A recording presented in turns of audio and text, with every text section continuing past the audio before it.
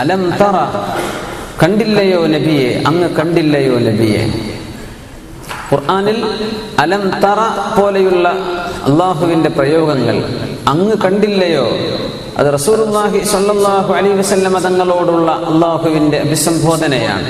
പക്ഷേ നബി തങ്ങളുടെ കാലശേഷം സർവ്വ മുഅ്മിനീങ്ങളോടുമാണ്. അങ്ങനെയാണ് അതിന്റെ ആശയം. എല്ലാ മുഅ്മിനീങ്ങളോടുമാണ്. പിന്നെ അലം തറ, നിങ്ങൾ കാണുന്നില്ലേ, അലം തറ കൈഫ ഫഅല റബ്ബുക, നീ കാണുന്ന, നമ്മൾ ഓരോരുത്തരോടും അള്ളാഹുവിന്റെ ചോദ്യമാണ്. അലം തറ, അങ്ങ് കണ്ടില്ലയോ നബിയെ, അന്നല്ലാഹ, തീർച്ചയായും അള്ളാഹു, യുസ്ജി സഹാബൻ, മേഘങ്ങളെ മെല്ലെ മെല്ലെ അല്ലാഹു തആല തള്ളിക്കൊണ്ടുപോകുന്നു.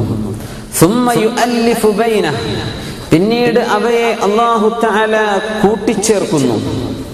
സുമ്മ യജ്അലുഹു റുകാമ, എന്നിട്ട് അല്ലാഹു അവകളെ ഒന്നിനുമേൽ മറ്റൊന്നായ അട്ടിയട്ടിയായ മേഘങ്ങളാക്കി അല്ലാഹു അതിനെ മാറ്റുന്നു.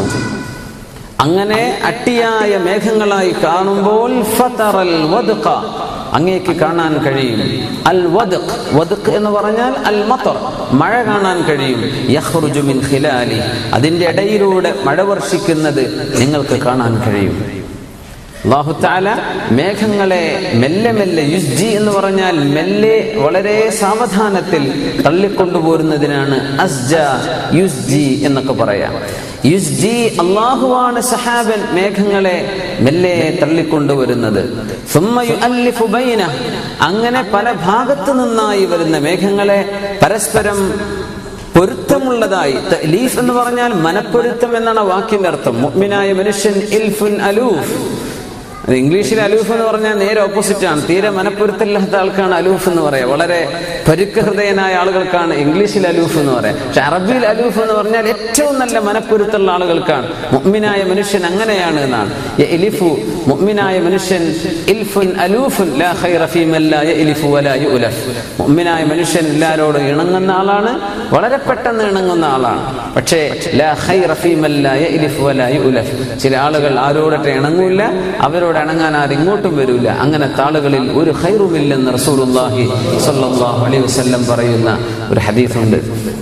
അപ്പൊ യുഅല്ലിഫു എന്ന് പറഞ്ഞാൽ അല്ലഫ എന്ന വാക്ക് ആ ആശയധാതുവിൽ നിന്നാണ്. പക്ഷേ അല്ലഫ എന്ന് പറഞ്ഞാൽ ഒന്ന് മറ്റൊന്നിനെ കൂട്ടിച്ചേർക്കുക, ഒരുമിച്ച് കൊണ്ടുവരെ, ജംഇ ചെയ്യുക. മേഘക്കൂട്ടങ്ങളെ അല്ലാഹു തആല ഒരുമിച്ച് കൂട്ടുന്നു. സുമ്മ യജ്അലുഹു റുകാമ, പിന്നീട് അവയെ അല്ലാഹു റുകാം, റുകാം എന്ന് പറഞ്ഞാൽ ഒന്നിനു മീതെ മറ്റൊന്നായി, പൈൽഡ് ഓൺ, ഒന്നിനു മീതെ മറ്റൊന്നായി കൂടിച്ചേർന്ന മേഘങ്ങളാക്കി അല്ലാഹു തആല മാറ്റുന്നു. അത് മാറ്റിക്കഴിഞ്ഞാൽ ഫതറ, ഉടനെ തന്നെ കാണാൻ കഴിയും.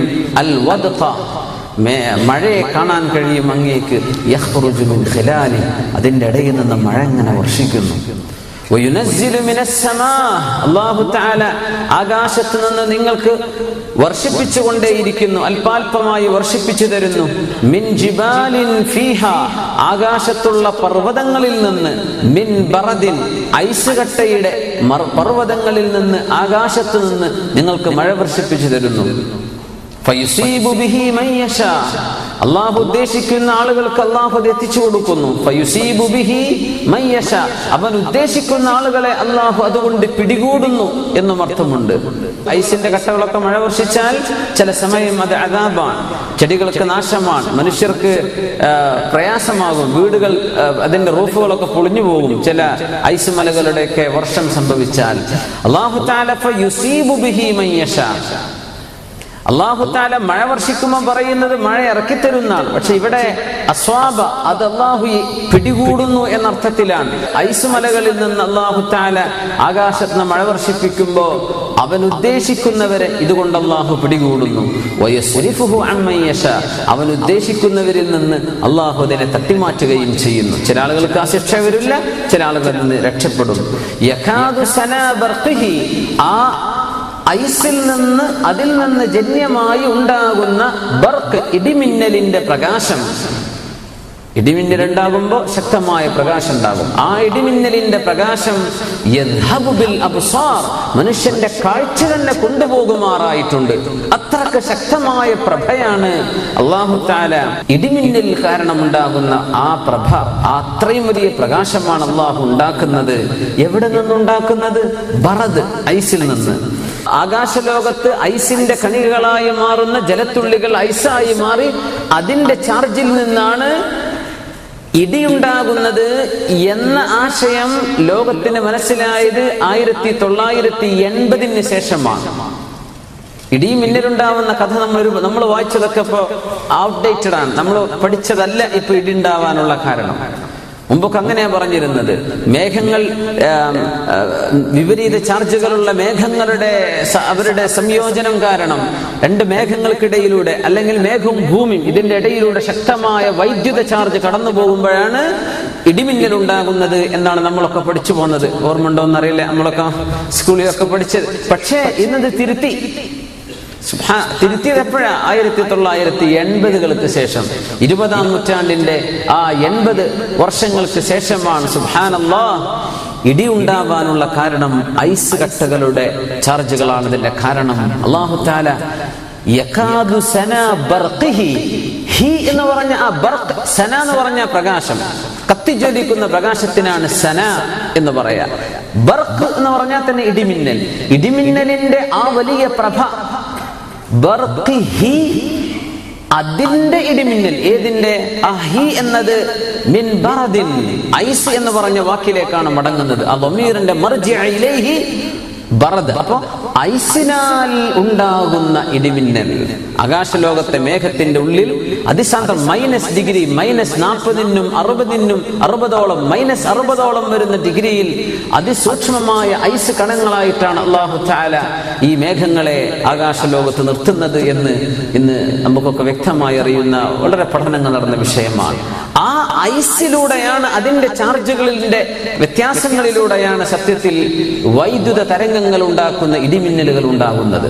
അള്ളാഹുവിന്റെ പരിശുദ്ധ മഹാനായ ഷെയ്ഖ് സഗലൂൽ അൻ-നജ്ജാർ അമദ്ദല്ലാഹു ഫീ ദില്ലിഹി, അവരെ പോലെയുള്ള മഹാന്മാരായ പണ്ഡിതന്മാർ ഈ ആയത്ത് വിശുദ്ധ ഖുർആനിന്റെ വലിയൊരു അത്ഭുതങ്ങളിൽ അത്ഭുതമാണെന്ന് പറഞ്ഞിട്ടുണ്ട്. കാരണം ഐസിന്റെ ചാർജുകളാണ്, ഐസ് ഏറ്റവും മുകളിലേക്ക് പോയി മേഘത്തിന്റെ മധ്യഭാഗത്ത് വന്ന് പതിക്കുന്ന പതനങ്ങളിലൂടെയാണ് ഈ ചാർജ് രൂപപ്പെടുന്നതെന്നും അതിലൂടെയാണ് സത്യത്തിൽ ഇടിമിന്നൽ ഉണ്ടാകുന്നത് എന്നും കണ്ടെത്തപ്പെട്ടത് ഈ അടുത്ത സമയത്താണ്. സുബ്ഹാനല്ലാഹ്, അത്രയും അത്ഭുതകരമായ വിവരങ്ങൾ, അതിസൂക്ഷ്മമായ വിവരം 21-ാം നൂറ്റാണ്ടുകാർക്ക്, 20-ാം നൂറ്റാണ്ടിന്റെ അവസാനക്കാർക്ക് ബോധ്യപ്പെടുന്ന രീതിയിൽ അള്ളാഹുവിന്റെ പരിശുദ്ധ വചനം നമുക്ക് പഠിപ്പിച്ചിരിക്കുകയാണ്. ഇത് അള്ളാഹുവിന്റെ അത്ഭുതമാണ്. ആ വലിയൊരു നിഅമത്തിനെ സംബന്ധിച്ചാണ് അള്ളാഹു പഠിപ്പിച്ചു തരുന്നത്. നോക്കണം, മഴയെക്കുറിച്ചുള്ള ചർച്ച, വെള്ളത്തെക്കുറിച്ചുള്ള ചർച്ച വിശുദ്ധ ഖുർആനിൽ ഒരുപാട് കാണാൻ കഴിയും. മക്കയാണെങ്കിലോ മദീനയാണെങ്കിലോ അറേബ്യയാണെങ്കിലോ വെള്ളമില്ലാത്ത നാടാണ്. വല്ലപ്പോഴും പെയ്യുന്ന മഴ അവിടെ ഉണ്ടാവുള്ളൂ. പക്ഷേ ഖുർആൻ എടുത്തു നോക്കിയാൽ മഴയെപ്പറ്റി എത്രയാണ്, മഴയുടെ ഗുണങ്ങളെപ്പറ്റി എത്രയാണ്. മേഘങ്ങളെ സംബന്ധിച്ച് മേഘപടലങ്ങൾ ഒന്നുമേ, മേഘപ്പാളി പോലും കാണപ്പെടാത്ത നിരന്തരമായ മാസങ്ങൾ കഴിഞ്ഞു പോകുന്ന പ്രദേശങ്ങളാണ് ഈ ട്രോപ്പിക് ഓഫ് ക്യാൻസർ കടന്നു പോകുന്ന സൗദി അറേബ്യ പോലെയുള്ള പ്രദേശങ്ങൾ. മഴ പോയിട്ട് മഴക്കാറ് പോലും കാണാനില്ല. പക്ഷേ അവിടെ നിന്നാണ് വിശുദ്ധ ഖുർആൻ മഴയെ സംബന്ധിച്ച് പറയുന്നത്. മഴയുടെ അത്ഭുതങ്ങൾ പറയുന്നത് അങ്ങനെയാണ്. അത് വിശുദ്ധ ഖുർആൻ ഒരു പ്രദേശത്തേക്കുള്ളതല്ല എന്ന് മനസ്സിലാക്കുന്ന ചില സൂചനകളാണത്. ഖുർആൻ എല്ലാ എല്ലാ മനുഷ്യർക്കുള്ളതാണ്, എല്ലാ ജിന്നുകൾക്കും എല്ലാവർക്കും ഉള്ളതാണ്. എല്ലാ ജീവനുള്ള വസ്തുക്കളെയും വെള്ളത്തിൽ നിന്ന് നാം സൃഷ്ടിച്ചു എന്ന് അല്ലാഹു തആല പറയുന്നുണ്ട്. വെള്ളത്തിൽ നിന്ന് സൃഷ്ടിച്ചു. ഇന്ന് നമുക്ക് മനസ്സിലാകുന്നതാണ്, ഏതൊരു ജീവനുള്ള വസ്തുവിന്റെയും ശരീരത്തിലെ 70 മുതൽ 90% വരെ ശരീരഭാഗം വെള്ളമാണ്. നമ്മുടെ ശരീരത്തിൽ വെള്ളമാണ് ഏറ്റവും. അത് ബ്ലഡിന്റെ രൂപത്തിലാകാം, മറ്റു ലായനികളുടെ രൂപത്തിലാകാം. പക്ഷെ വെള്ളമാണ്, ജലാംശമാണ്. എല്ലാ ജീവജാലങ്ങളിലും ബഹുഭൂരിപക്ഷം 90% കാണുന്നത് ജലാംശങ്ങളാണ്. ജീവജാലങ്ങൾ ഉണ്ടായത് വെള്ളത്തിൽ നിന്നാണ് എന്ന് പറയുന്നത് ഒരിറ്റു വെള്ളം പോലും കിട്ടാനില്ലാത്ത നാട്ടിൽ വെച്ചാണ്. വിശുദ്ധ ഖുർആൻ അല്ലാഹുവിന്റെ വചനമാണെന്നതിന്റെ ഏറ്റവും വലിയ ദൃഷ്ടാന്തങ്ങളാണ് അല്ലാഹു പറയുന്നത്. മനുഷ്യനുണ്ടായത്, ജീവജാലങ്ങൾ ഉണ്ടായത് മറ്റെന്തുകൊണ്ടുമാകാം. പക്ഷേ അറേബ്യയിൽ ജീവിക്കുന്ന ഒരു മനുഷ്യനെ സംബന്ധിച്ചിടത്തോളം വെള്ളത്തിൽ നിന്നാണെന്ന് ചിന്തിക്കാൻ കഴിയില്ല. കാരണം അതവർക്ക് ലഭ്യമല്ല. അത് ഏറ്റവും കൂടുതൽ ദൗർലഭ്യം അനുഭവിക്കുന്ന സാധനമാണ് വെള്ളം. വെള്ളമല്ലാത്ത മറ്റെന്തുമാകാമായിരുന്നു. പക്ഷെ അള്ളാഹു പറഞ്ഞത് വെള്ളത്തിൽ നിന്നാണ്. സുബ്ഹാനല്ലാഹ്. അതൊരുപാട് കാലങ്ങൾക്ക് ശേഷം വരാൻ പോകുന്ന യുക്തിവാദം തലയിലേക്ക് കയറുന്ന ആളുകൾക്ക് ബോധ്യപ്പെടാൻ അള്ളാഹുവിന്റെ ചില രഹസ്യങ്ങൾ ചില വചനങ്ങളിലൂടെ സൂക്ഷിച്ച് തന്നിരിക്കുകയാണ് മനുഷ്യർക്ക് ബോധ്യപ്പെടാൻ. അവർ വിശ്വസിക്കുന്നില്ലേ? അവർ കാണുന്നില്ലേ? അള്ളാഹു പടച്ചത് ജീവജാലങ്ങളും മുഴുവനും വെള്ളത്തിൽ നിന്നാണ്.